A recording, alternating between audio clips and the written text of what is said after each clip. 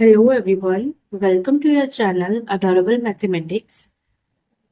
आज मैं आपको करवाऊंगी कि हम राइट एंगल ट्रायंगल में किस टाइम पे कौन सा बेस लेते हैं और किसको हम परपेंडिकुलर चूज करते हैं। इससे पहले वाली वीडियो में मैं आपको ट्रिग्नोमेट्रिक रेशियो और उनके इनवर्स करवा चुकी हूँ। अगर आपको वो नहीं आते तो आप वो वीडियो जाके देख सकते हो। ठीक है, अब देखो नेक्स्ट अब मैं आपको बताऊंगी कि हम किस टाइम पे कौन सा बेस कंसीडर करेंगे और कौन सा हमारा परपेंडिकुलर होगा। ठीक है, अब देखो जैसे जो हमारी राइट एंगल ट्रायंगल होती है उसमें एक राइट एंगल होता है और दो हमारे होते हैं एक्यूट एंगल। अब इस एक्यूट एंगल के ऊपर डिपेंड करता है कि हमारा कौन सा बेस होगा और कौन सा हम परपेंडिकुलर चूज करेंगे। हाइपोटेन्यूज हमेशा एक ही रहेगा, चाहे हम इसको एक्यूट एंगल कंसीडर करें चाहे इसको एक्यूट एंगल कंसीडर करें। अब मैं आपको समझाती हूँ। देखो, मान लो आपके पास ये है right angle triangle A B and C. ये आपके पास है 90 डिग्री का एंगल। और लेट अस सपोज आपने सी को क्या माना, एक्यूट एंगल माना है। ठीक है, अगर पहले तो आपको पता होना चाहिए बेस होता क्या है। बेस हम किसको लेते हैं, जैसे हमारे पास मान लो ये एक स्ट्रेट लाइन है जिसके ऊपर भी परपेंडिकुलर ड्रॉ किया जाता है, जिस भी लाइन के ऊपर परपेंडिकुलर ड्रॉ किया जाता है उसको हम बेस बोलते हैं। ठीक, और वैसे भी बेस हमारे पास है जिसके ऊपर पूरी ट्रायंगल स्टैंड करती है, बेस के ऊपर ही हमारी ट्रायंगल खड़ी होती है। तो आपने याद रखना है जिसके ऊपर भी 90 डिग्री का एंगल बना होता है वो हमारा बेस होता है। अब हमारे पास यहाँ पे है, जब हम 8.1 के क्वेश्चंस करेंगे तो इसमें हमारे पास क्या होगा, कभी हमारे पास एक्यूट एंगल इसे कंसीडर किया होगा, कहीं कहीं कहीं पे हमारे पास एक्यूट एंगल ए को कंसीडर किया होगा। इन दोनों केसेस में जब हम एक्यूट एंगल अलग अलग लेते हैं तो हमारे पास बेस और परपेंडिकुलर की साइड चेंज हो जाती है कि परपेंडिकुलर कौन है और बेस कौन है, लेकिन हाइपोटेन्यूज दोनों केसेस में सेम ही रहेगा।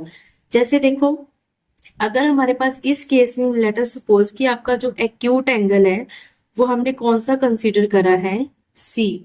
सी अगर आपका एक्यूट एंगल है तो इस केस में हम क्या करेंगे, देखो अब ये हमारे पास क्या है, लाइन है। इसी लाइन के ऊपर आपके पास 90 डिग्री का एंगल बना है और इसी पे हमारे पास एक्यूट एंगल है। जिस भी लाइन के ऊपर आपका 90 डिग्री और एक्यूट दोनों बनेंगे वही आपका बेस कंसीडर किया जाएगा और दूसरे वाला उस केस में हमारे पास परपेंडिकुलर बन जाएगा। ठीक है, परपेंडिकुलर। अब देखो इस केस में मैंने सी को एक्यूट एंगल लिया। अगर मैं सी को एक्यूट एंगल ले रही हूँ तो इस लाइन को जब मैंने देखा तो 90 भी इसी पे बनाए और एक्यूट एंगल भी इसी पे बनाए, तो ये हमारे पास बेस बन गया और ये हमारे पास क्या बन गया, परपेंडिकुलर। अब देखो, अगर मैं दूसरा केस लेती हूँ,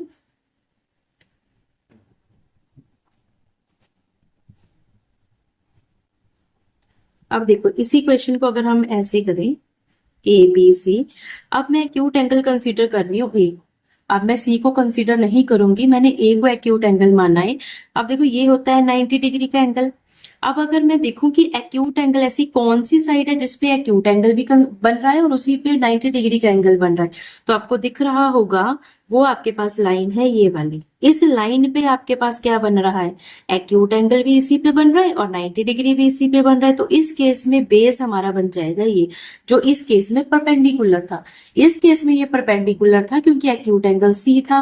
अब इस केस में ये हमारे पास बेस बन गया और परपेंडिकुलर कौन हो गया, 20। हाइपोटेन्यूज हमारा दोनों के केसेस में सेम रहा, इसमें भी हाइपोटेन्यूज एसी है और इसमें भी आपका हाइपोटेन्यूज एसी। ठीक है, अब देखो जैसे मान लो क्वेश्चंस कैसे आते हैं इसके।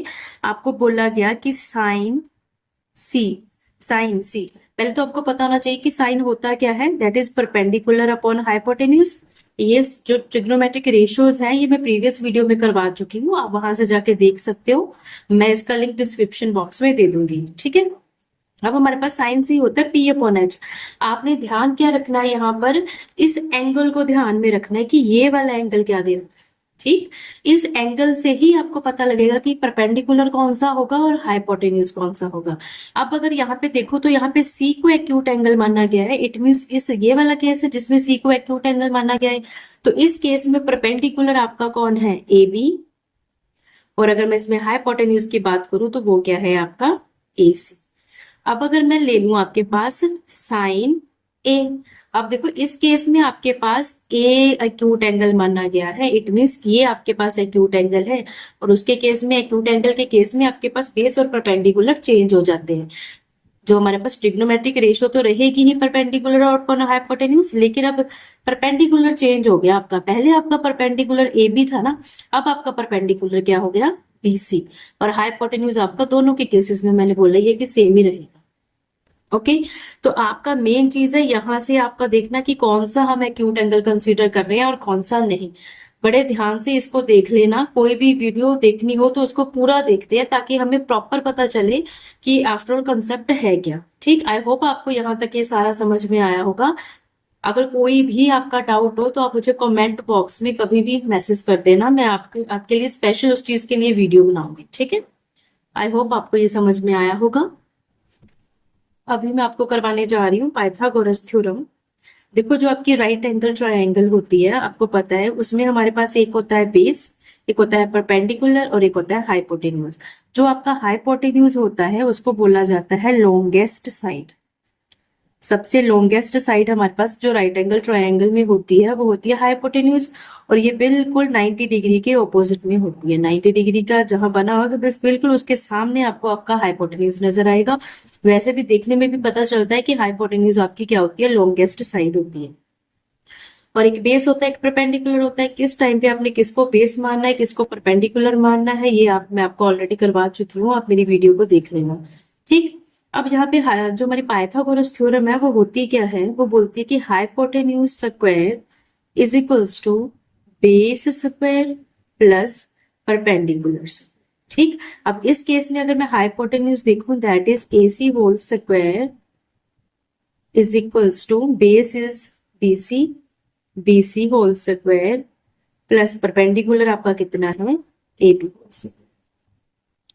देखो आपके पास जो आपकी पाइथागोरस थ्योरम है वो यही रहेगी, इन साइड्स को आप चेंज नहीं करोगे। जैसे कई बार बच्चे क्या करते हैं कि जिसकी वैल्यू निकालनी होती है, लेट अस सपोज आपने बेस की वैल्यू निकालनी है, आप बेस को यहाँ रख देते हो और H को यहाँ रख देते हो, वो गलत हो जाएगा।